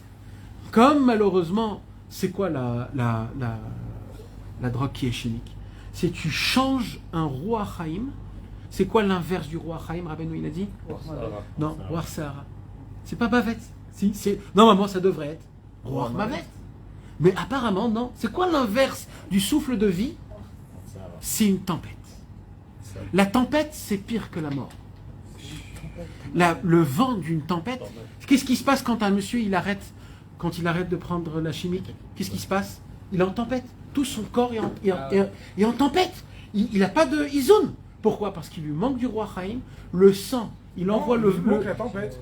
Dans tout le corps humain, il fait montrer qu'il n'y a pas de roi Chaim. Donc partout, il commence à frapper de tous les côtés. Il est là, il n'arrive pas à se... Et Rabbeinu, il dit... Aujourd'hui, ils ont découvert qu'en respirant, on arrive plus facilement à enlever toutes les itmakrouyot, comment on dit itmakrout? L'addiction. Toutes les addictions. C'est quoi des addictions? C'est des manques. C'est des manques qui sont dans le cœur. Comment on enlève les addictions? En faisant des soupirs. En faisant des soupirs. Je vous ai raconté, mais je vais vous raconter encore et encore. Il y avait un très grand sadique, celui qui se rappelle à Ouman. Un des Hurvitzim, un des Shapirot ou un des Hurvitzim. Un très grand sadique. Il connaissait personne, ne lui parlait, personne, rien. Il venait à Ouman à Rosh Hashanah. Il avait son makom kavoa à côté du Tiyun. Il était debout. Et depuis le jour où il atterrissait à Ouman, d'accord? Depuis le jour où il atterrissait à Ouman, il venait avec sa valise dans le Tiyun de Rabbeinu. Et il était là-bas. Et matin, midi et soir, 24 heures sur 24, 7 jours sur 7, il était là. Et il criait Oi, oi, oi, oi. Des heures et des heures et des jours et des jours. Il se changeait là-bas. On lui apportait à manger, il restait là-bas. Il allait aux toilettes, il revenait. Il dormait, il se réveillait, il était toujours là-bas. Et qu'est-ce qu'il faisait? toute la journée. Je ne sais même pas s'il faisait Tikkun HaKlali. Il faisait rien que des gémissements. Oh, oh, oh. Tout le monde, ça les embêtait. Parce que c'est un moment, tu te dis, mais ça va, on n'en peut plus. Mais petit à petit, c'était devenu, ça faisait partie du... Vous savez, mais... C'est l'ambiance. Vous savez de quoi je vous parle ou vous voyez de quoi je parle? Vous avez entendu un jour? Il n'y a pas longtemps, il y a une iftar, il y a peut-être 10 ans, 15 ans peut-être. C'est-à-dire, il y a encore des gens qui se rappellent, ça veut dire. On est des juniors, nous. Mais qui sont mes amis. Mais, vous savez, c'est quand qu'on a aperçu? C'est le jour où il est parti de ce monde. Le jour où il est parti de ce monde, le Rosh Hashanah d'après. Pas de bruit, pas de bruit. Et là, on avait un manque énorme. Et là, les grands de Breslev, ils sont venus, ils ont dit cette Torah-là. Quand on a un manque, alors il faut gémir. Et maintenant qu'il n'est plus là, le monsieur, on sent un manque énorme. Et c'est là où ça a commencé à Ouman, qu'ils ont commencé à crier pendant la tfila. Le oh, comment ça a commencé? Dès qu'il est mort, ce tzaddik-là, c'est comme ça qu'ils ont dit, on va commencer à faire les manques. Donc grâce à lui, il a fait rentrer dans Ouman et dans tout le Inyan des manques grâce au fait qu'il était... Je ne me rappelle plus de son nom, je vous dirai son nom, Bezrat Hashem. Donc mes amis, c'est des choses qui sont... C'est pour cela que quand on comble le manque, comment on comble le manque? Grâce au rouar, parce qu'on a dit c'est quoi qui fait le chisaron, c'est quoi qui fait le manque? C'est le manque de souffle. Donc automatiquement, qu'est-ce que je dois faire quand j'ai un manque de souffle? C'est de ramener tout de suite le souffle de vie. Je vous prie d'avoir canal. Est-ce que ça veut dire que quelqu'un qui a une pratique de bien respirer, il n'a aucun manque? Lui, il va souffrir moins, il va être dépendant moins. Alors, de base, non, pas du tout. C'est pour de la confiance. Parce que là, on a dit que ça fonctionne qu'à travers où la personne est attachée au tzeddik.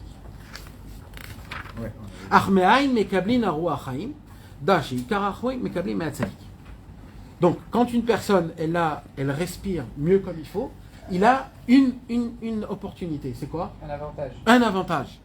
C'est que de base, son corps est maintenu comme il faut, c'est que son cerveau est rempli d'oxygène, et que cette personne, elle a plus de capacité de ne pas tomber dans des problèmes. C'est-à-dire que le problème ne va pas le déstabiliser.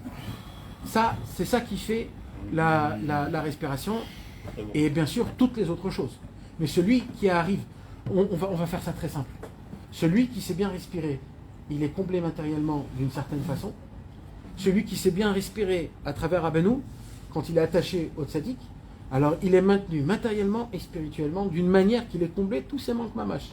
Donc ça dépend en fin de compte du tzaddik, parce que le tzaddik il le prend de la Torah et ça doit être prendre que de là-bas. En fait, c'est pas qu'il a comblé, c'est qu'il ne ressent pas de manque. Regarde, il ne ressent pas le manque. Mais Rabbeinu il a écrit là, il a écrit une parole. Shlemut HaChesronot. Tu sais ce que c'est Shlemut HaChesronot? Il n'y a que Rabbeinu qui peut écrire un truc pareil. Ouais, mais la question, elle est... C'est la perfection des manques. Tu sais ce que c'est la perfection des manques? Non, la complémentarité des manques. Complétion. La complétion des manques, ça veut dire, Rabbeinu, il te parle, Béhémet, il y a une possibilité, oui, d'avoir toutes les manques. On a dit que ça rendait la sensation. Ouais. D'accord, c'est pareil. Mais ça, j'ai expliqué. Mais en vérité, c'est plus que ça. Non, mais la question qui On va voir ça à la fin, mais c'est la fin de la Torah. Là, pour l'instant, on est au début. La personne, il n'est pas au courant que Rabbeinu il a dit ça. Action de complétion. Pas. Qu'est-ce qu'il va te dire? Ça existe, mais c'est en pourcentage qui est très bas. C'est pas. Il y a un Inyan, mais c'est en pourcentage qui est très bas. C'est 74.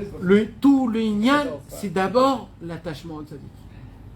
On a dit comme ça. On a vu déjà vers on a dit, ouais. Au tout début, là-bas, Rabbeinu, il explique que tout le Inyan, c'est d'abord l'attachement au tzaddik. Qu'est-ce qui se passe, Shalom? Mes amis, il a posé une très bonne question. Qu'est-ce qui se passe si un homme il respire sans connaître Rabbeinu, sans connaître la Torah? Ça marche pas. Ah, d'accord, c'est facile de dire ça. C'est vrai. Mais je veux, moi... Tout, il faut trouver une leima messayale. Il faut toujours trouver un... Je comprends, moi, c'est pas un juif. Qu'est-ce qui se passe, mes amis, quand Chas Shalom, un homme... Il a des manques. Qu'est-ce qui se passe, Chas Shalom, quand un homme, il a perdu... Et il se raccroche pas au bon... Mes amis, laissez-moi. Laissez-moi 2 secondes. Qu'est-ce qui se passe quand un homme a perdu son souffle? Il meurt. Non. Un homme, il s'est noyé, Chas Shalom. Qu'est-ce qu'on fait? Bouche à bouche. On le réanime. Quand nous, on perd notre souffle de vie, on ne peut pas l'amener, le souffle de vie, comme ça. Parce qu'on l'a perdu. On a besoin que quelqu'un y vienne qui nous fait du bouche à bouche. C'est qui fait ce bouche à bouche? Celui qui a du roi Chaim. C'est que le tzaddik. Donc en disant Areni Mekacher et Tatsmi, Mamash, c'est comme si qui vient, il te fait du bouche à bouche, qui est pshuto. Et c'est où qu'il appuie? Dans le cœur. Dans le cœur, on a dit il y a quoi? Le roi Chaim. Le tzaddik, il travaille dans le cœur. On a dit le cœur, c'est la tfila. Quand un homme, il fait la tfila et qu'il est attaché au tzaddik, c'est mamash comme un travail de bouche à bouche qu'il arrive la personne à se rémunérer. Là, ça passe aussi par s'avérer si la personne elle est éloignée. Alors par les élèves. Juste, venez, on termine et je voudrais après vous expliquer la Gemara comment elle est belle.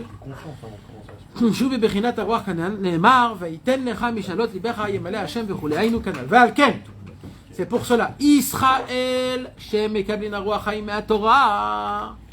pour ça que le peuple juif, le peuple juif, il étudie la Torah, donc quelque part, tous les juifs du monde, quoi qu'il se passe, religieux, pas religieux, connaissant la Torah, pas connaissant la Torah, comme le juif, il est attaché à la Torah parce qu'il était au mont Sinaï, à Shavuot, il y a 3300 ans, tous les juifs, quoi qu'il se passe, leur respiration vient de la Torah, vient du tzaddik, vient du souffle de vie, donc c'est pour cela qu'il a une maintenance.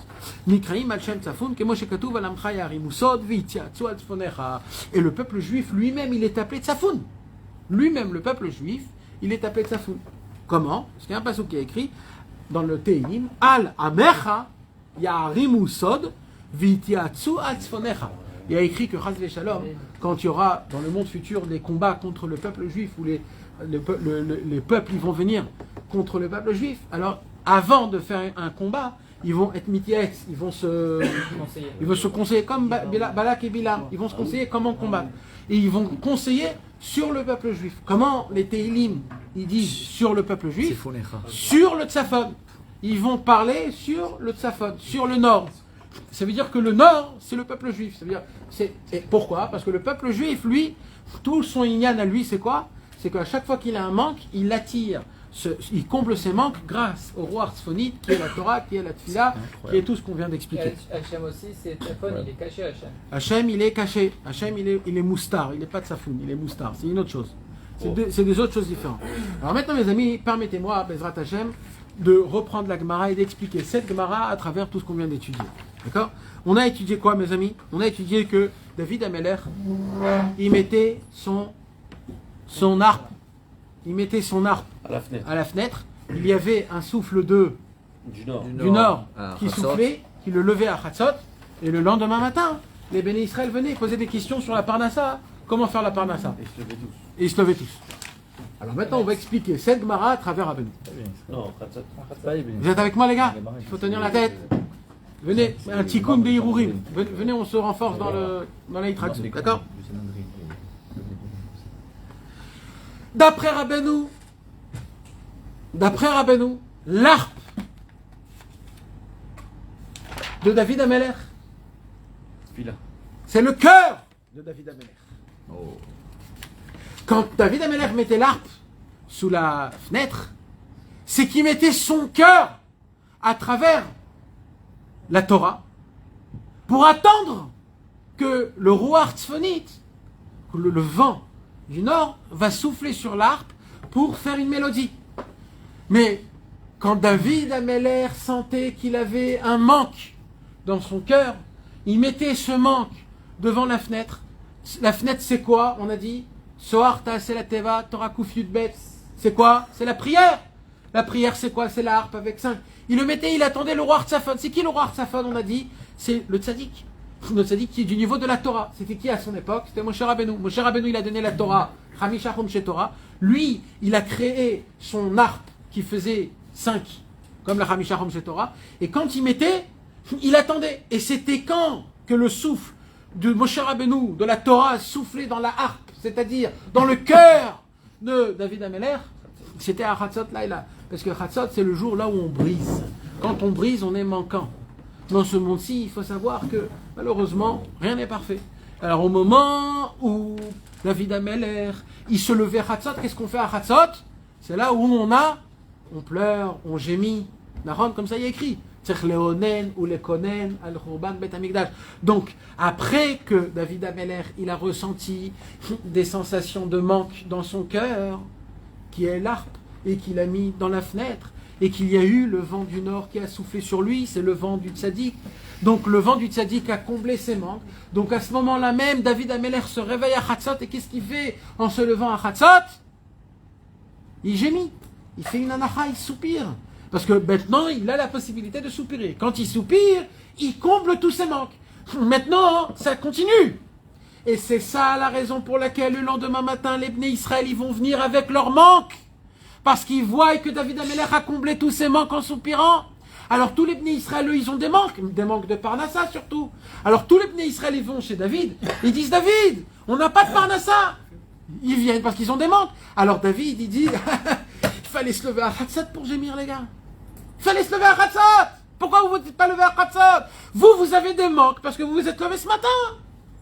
Moi, je me suis levé à Chatzot, j'ai mis mon cœur dans la tfila, j'ai gémi, Akadosh Baruch Hu m'a comblé mes manques. Puisque vous n'êtes pas levé à Chatzot, ok. Alors, qu'est-ce qu'il répond? Il dit, travaillez-vous l'un avec l'autre, faites la parnassa l'un avec l'autre. Ça veut dire quoi? Ça veut dire, essayez de vous renforcer. Si vous n'arrivez pas, vous sentez des manques, essayez de vous renforcer l'un avec l'autre. Et là, qu'est-ce qu'ils disent, le peuple juif? Ils disent, mais nous-mêmes, on n'a rien entre nous. Arrête de dire à David Améler, si vous n'avez rien, alors sortez, combattez et prenez tout ce que vous avez besoin de dehors. Ça veut dire quoi? Si vous êtes dans une façon où vous avez un manque de souffle, que vous n'avez même pas la possibilité de respirer, jusqu'à que vous avez un manque de respiration, vous vous sentez mamage que vous allez mourir, alors c'est le moment où il faut enlever les barrières. Et quand il faut enlever les barrières, il faut se battre et essayer de faire tout ce qu'on peut pour ça. Et c'est là où David Améler, il apprend au peuple juif comment Béhémet, on doit gémir, comment on doit pleurer, comment on doit soupirer, comment on doit travailler. Tu fais ça avec moi, hein, Si? il dit vol. Ouais, non, c'est pas vol, il n'y a pas écrit vol. Si. Non, l'échou ou pas Faites la guerre. Faites la guerre. Il va chercher l'argent à droite. Ouais, ça s'appelle pas voler, ça s'appelle prendre. Comment ça s'appelle quand tu fais une guerre et tu prends ce Conquête. Guerre de conquête. Le butin. Tu Du pilles. butin, c'est pas pareil, c'est pas pareil. Et nous- Nathan, je me rappelle dans cette Gemara, j'avais vu un Yara qu'on avait étudié, il disait qu'ils allaient, le peuple là-bas, il y a une référence, je ne sais plus qu'est-ce qu'il dit la Gemara, c'est les Amalicites qui leur avaient pillé déjà. Et David Améler, il a dit il attendait le moment pour faire la guerre, donc il récupérait leur manque. C'est ce qu'il a fait. Ah, c'est très bon chidouche. Il a dit un chidouche énorme. Ça veut dire quoi? D'aller prendre les butins. C'était comment on dit en hébreu? C'était qui? Je sais pas. Je sais plus, c'est dans la Gemara. Dans quoi? Et dans la scroll, il marque en Lara dessous que c'était des descendants d'Amalek. Il savait que c'était Amalek là-bas et qu'ils ne prennent pas ce qui était à eux. En fait, c'était au peuple juif qu'eux, ils les avaient repris. Ouais. Donc il a dit c'est le moment de mettre la force. C'est le moment. C'est de prendre la force, rentrer en guerre et reprendre ce qu'ils nous ont pris. Donc en fait, reprendre les manques. Donc tout ça, c'était grâce à qui? On voit encore une fois, mes amis. Donc on a deux tzadikim. On a Moshe Rabbeinu, racine de la Torah, racine du souffle de vie. On a David Améler qui puise de Moshe Rabbeinu et qui prend pour donner à tout le peuple juif. Et nous, on vient après que Moshe Rabbeinu et David Améler, ils sont là et qu'ils ont à eux-mêmes pris un souffle de vie, de la Torah, de la Tfila. Et maintenant qu'on a ces choses-là, quand nous on soupire et qu'on est attaché à ces tzadikim-là, on a la possibilité de pouvoir combler tous les manques, matériellement, spirituellement, en soufflant et en expérimentant. Et grâce à ça, on arrive à faire rentrer dans notre corps, à enlever tout le mal, toutes les mauvaises pensées, toutes les mauvaises choses, toutes les mauvaises mouscamotes qu'on croit qu'on dépend. Si on n'a pas ça, on n'a pas ça, et si on n'a pas ça, on n'a pas ça, etc. Et en soupirant, en soufflant, avec la kavana que je vous ai dit, respirer comment? En prendre une grande respiration, en étant Mosher, le roi Chaim du ciel, et quand tu sors, quand tu souffles, de faire sortir tout ce qu'il y a de mal, le mal possible, de le faire sortir totalement, complètement. Quand un homme, il aura cette possibilité en s'attachant au tzaddik à émettre, juste, ça suffit de dire Areni, Mekacher et Tatzmi, le Rabbeinu Akadosh, Rabbi Nachman ben Fege, ou alors la Baal Shem Tov, la Rizal, les Rabbi Shimon bar Yochai et les Moshe Rabbeinu. Et à David Améler, je m'attache à tous les tzadikim qui ont un essai, qui a un inyan dans la Torah et dans la Tfila, Béhémet, la Mito. Je m'attache à eux. Béhémet, ce que je peux pas faire plus que de dire de ma bouche. Donc je fais ce que je peux. Et en m'attachant, je vais faire un soupir et je veux que ce soupir-là, Bezrat Hashem, il comble tous mes manques matériellement et spirituellement. Et là, je fais le soupir. C'est d'ailleurs, mes amis, entre parenthèses, Rabbi Israël, il avait dit que un des secrets du Nachman, Meuman, c'est le secret du soupir. C'est qu'il y a entre chaque lettre un soupir. Il y a une kavana. Il y a un élève de Rabbi Israël qui s'appelle Amos Levi qui habite à Tzfat. Et ce monsieur-là, un jour, il est rentré chez Rabbi Israël il y a très longtemps. Il s'est enfermé avec Rabbi Israël et ils ont parlé entre eux des grandes choses. Et il n'a jamais voulu dire qu'est-ce que Rabbi Israël. Et apparemment, Rabbi Israël lui a dévoilé des très grands secrets. Et il a dévoilé certains secrets. Et un des certains secrets, Rabbi Israël il lui a dévoilé que le nanar, ça se chante comme chez les Sfaradim, avec des makamim. Comment on dit des makamim? Je ne sais pas comment on dit des makamim. Mais vous savez, les Arabes, ils ont des makamim. Comme des théamim, comme des awan, ouais, des marwan. Je sais pas comment ça se dit. Ça se dit, il y a un mot comme ça en français. C'est des genres de... des silsoulim. Mais comment on peut appeler ça en... Il n'y a pas de traduction. Il n'y a pas de traduction. Alors Rabbi Israël, il lui a dit que comment ça fonctionne. Quand tu dis le na, il faut que dans ta tête, tu continues à dire na, nachman, wan, mais en tam. C'est-à-dire na. Après, quand tu dis le nar, tu dois reprendre na, nachman. C'est-à-dire à chaque mot, tu dois inclure tous les mots. Et il dit, et le chet, c'est le soupir. Le chet, c'est anacha, c'est le soupir. Le soupir. Donc, entre chaque mot, d'avoir une soupir. On se rappelle que quand Rabbi Israël il allait au mikvé, Rabbi Israël se trempait 310 fois toute sa vie. Sauf à la fin, quand il était trop fatigué, il ne pouvait pas se tremper 300 fois, mais toute sa vie en entière, il s'est trempé 310 fois. Et les gens jeunes qui se rappellent encore de Rabbi Israël, quand il était un peu plus... ils nous racontent comme ça, que entre toutes les fois qu'il se trempait Rabbi Israël, il se trempait, il rentrait avec toute une grande respiration, il rentrait sous le mikvé, il criait de toutes ses forces sous le mikvé jusqu'à qu'il n'avait plus de respiration, il restait jusqu'à qu'il n'avait plus de respiration, et il remontait. Et là il faisait un gémissement. Oh, et il faisait encore une deuxième fois, comme ça 310 fois.